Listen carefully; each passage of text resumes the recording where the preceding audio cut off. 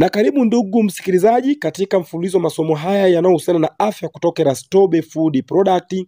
Natumai una afya njema kabisa. Na kwa siku ya leo nataka nikuelekeze mimea kama 5 ambazo zinafanya vizuri sana katika mzunguko wa damu katika mwili wako.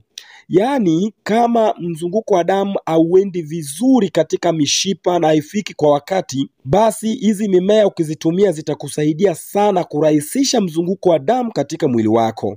Kwa sababu hili ni tatizo ambalo damu inakuwa haifiki katika organ au katika viungo kwa wakati katika mwili wako. Hivyo inafanya sehemu zingine zipelewe na damu. Na kikawaida mtu mzima ana hadi lita 5 za damu katika mwili wake.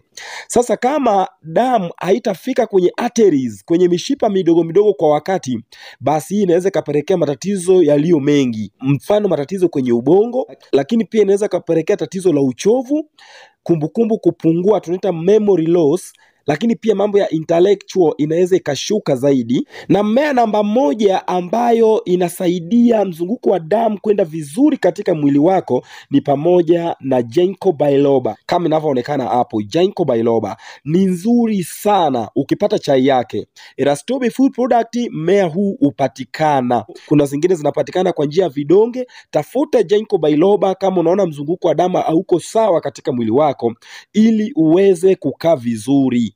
Mmea namba 2 ni pamoja na kitunguu saumu, yani garlic, hasa zile za kienyeji. Ni nzuri sana katika kuweka au kuongeza volume ya mzunguko wa damu katika mwili wako. Itakusaidia sana. Kwa hiyo unaweza kutumia punje 2 asubuhi na punje 2 jioni, unameza kwa kutumia maji. Na mmea mwingine namba 3 ni pamoja na hostile. Kama inavyoonekana, tunaita mkia wa farasi kwa Kiswahili. Hii ni nzuri sana kwa sababu ina silicone ndani yake ambayo inaenda kustimulate au kusisimua na kuongeza mzunguko wa damu kukaa vizuri katika mishipa ya arteries. Lakini mmea namba 4 ni pamoja na basil. Kama inavyoonekana, basil inajulikana kama rafiki wa moyo pamoja na damu.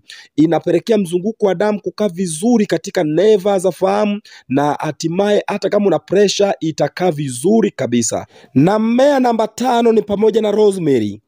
Rosemary inajulikana kama mashine ambayo husukuma damu vizuri.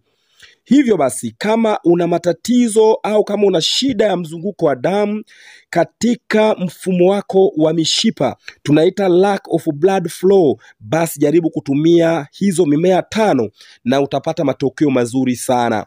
Maandalizi ya hizi mimea ni kwamba nitakuwa uchemshe, upate glasi 1 kutwa mara 2 ndani ya siku 14, sasa na wiki 2, na utapata matokeo mazuri sana.